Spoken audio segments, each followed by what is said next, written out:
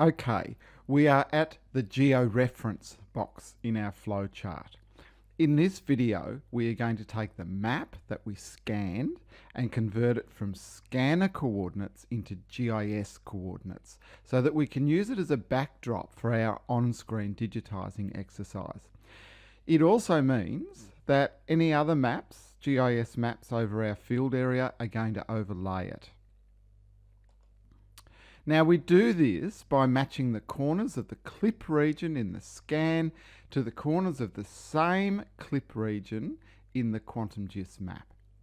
Now the easiest way for me to show you this is to look at the instructions in the text and just go through them step by step. Okay, step 1. From the raster menu, click on the Georeferences submenu until the Georeferencer dialog appears. Step 2. Open the raster file called Yarmouth Land Use Interpretation.jpg. It's obviously a JPEG file. As an aside, I want you, as you're opening this, to have a look through all the image types that can be opened from this dialog. There are around 40 or 50 image types, so it is really unlikely that you'll ever have problems opening any image that you need to rectify. Now, earlier in this lesson, I suggested that whenever possible, you should use JPEG or TIFF files. And I say this basically because you're a lot less likely to have problems with these file types than any others. Anyhow, click on that file and it will open. Okay, we're up to step 4. This is where we specify the GIS coordinate system that our scan will be in following the georeferencing process. It is important that you choose the same coordinate system that all our other GIS maps are in. And that coordinate system is the NAD 83 ESPG 26986 Massachusetts Mainland Coordinate System. Quite a mouthful, I know, but it's very specific to our field area in terms of there's a whole bunch of other maps in the dataset and in future lessons that are all in this coordinate system. So I'd really like them all to be compatible with each other. Now the easiest way to find this coordinate system is to filter for it. So all you need to do is to type in, well, even MAS, MAS, the first few letters of the coordinate system, and you should see it in the list. Now whatever you do, don't choose the HAN system or the NAD 2011 version of the coordinate system. They are different coordinate systems, and once again your maps will be incompatible with other maps in the teaching data set if you choose to use that coordinate system. Okay, step 5. Click OK and the scanned image will display in the Georeferencer window. Okay, we're up to step 6. Right, I want you now to open the Land Use Interpretation Clip Region shapefile from the GIS for Beginners Digitizing folder. Okay, so then from the Layers panel, either double click or right click on the map to bring up its layer properties. Now I want you to change the fill style to be no brush and the border color to be pink. Now I say pink because through my experience I've found that pink is a color that provides really good contrast to other colors that you commonly find in GIS maps. So in other words, if you chose green, it would get mixed up with it'd get lost in vegetation, and if you chose a browny color it would get lost in urban areas and so forth. So pink is just a really, really good color. Okay, so we've now got the scanned version of the interpretation that we scanned opened in the Georeferencer window. Now note that the scan incorporates the clip region that we also have opened in the GIS, in the QuantumGIS map window. So these two clip regions are identical, but in the QuantumGIS map window, it's actually a GIS map. Okay, so our interpretation is in scanner coordinates and we're going to put it into GIS coordinates by matching the corners of the clip region in the scan to the same clip region corners in the GIS map. Okay, let's add our first ground control point. So I want you to zoom into the northwest or the top left corner of both the scanned image and the clip region that's in the GIS window. Now in the Georeferencer window, click on the Add Point button to add the first ground control point.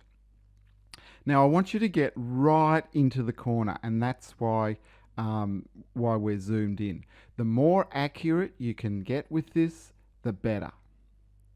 Okay, click on the corner in the scan with your left mouse button. And although we could type in the GIS coordinates of the corners in the clip region if we wanted to, we can also get those coordinates directly from the map canvas using our mouse. And that is usually a much easier way to go about this. So click the From Map Canvas button and get right into the same corner of the clip region map and click on it with your left mouse button, and voila, it's brought those coordinates in. So go OK, and there's our first ground control point. We can see that we have a dot on the image, and we also have a dot on the GIS map. So second ground control point. Now I want you to drag the photo across to the next place where we want to enter a ground control point. I'm going clockwise so I can be systematic. Now, being systematic is a really, really good GIS practice because you've got a much, much better idea of where you've been. Okay, second ground control point from the scan and matching ground control point from the map canvas. Get it as accurate as you can. Here we go. Click and it's in. Go OK, and we can see the dot in that corner and the dot in that corner. Third ground control point. Now drag your maps to the next ground control point area. Click on the Add Point button again, put a dot in this corner, and to take it from the map canvas, that looks pretty good. Go OK, done. Fourth ground control point. Now drag your maps to the next ground control point position. Now we're going to put our final ground control point in. Take it from the map canvas, that looks pretty good. Alright, so now we have our 4 ground control points, and we can see them if I click on this button here. We can go 1, 2, 3, 4. So we're in business and ready to go to the next step in this process. Okay, we're at step 7.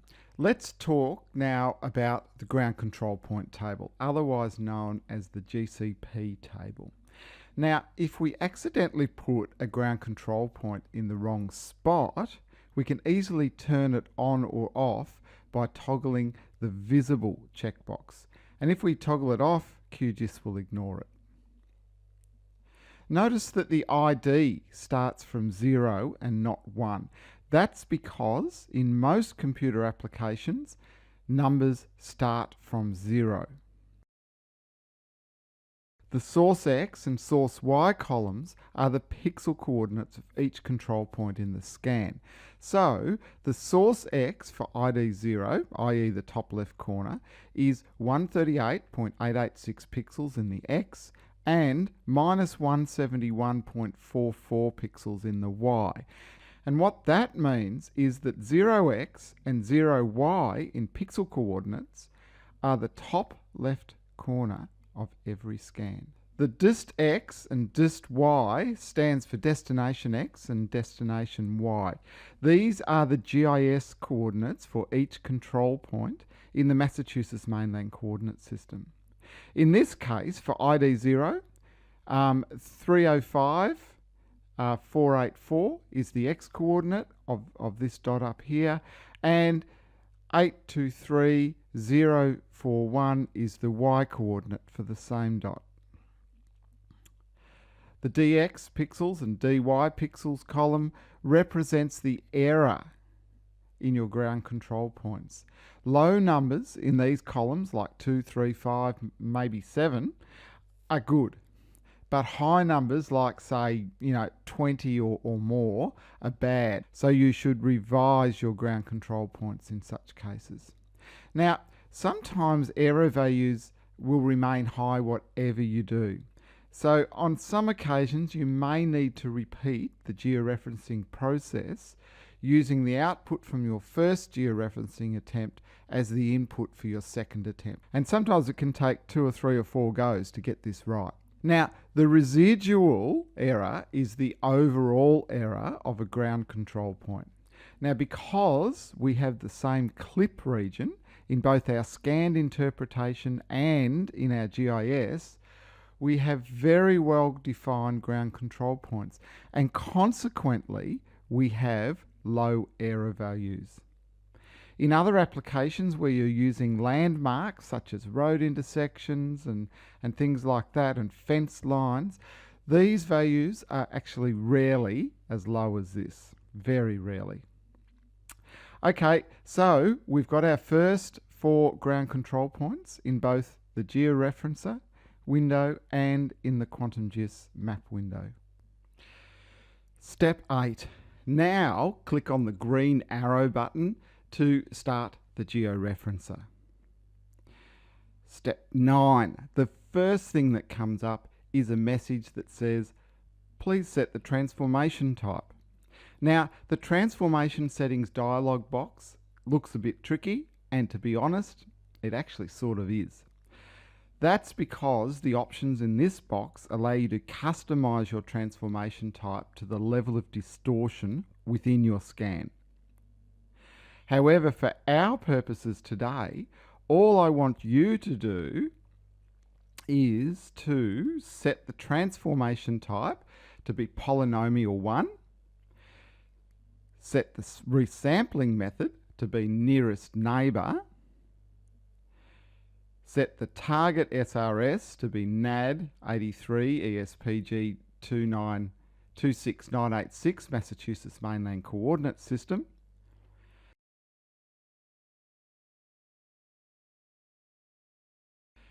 enter Yarmouth Land Use Interpretation underbar rectified.tiff as the name of the output raster,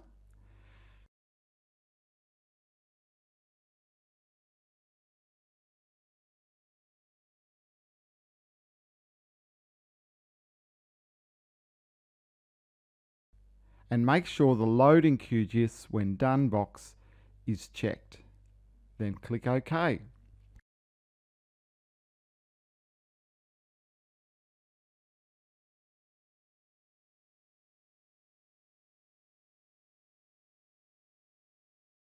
Now, this doesn't take long at all. In the layers area, let's drag the image to the bottom and the clip region to the top.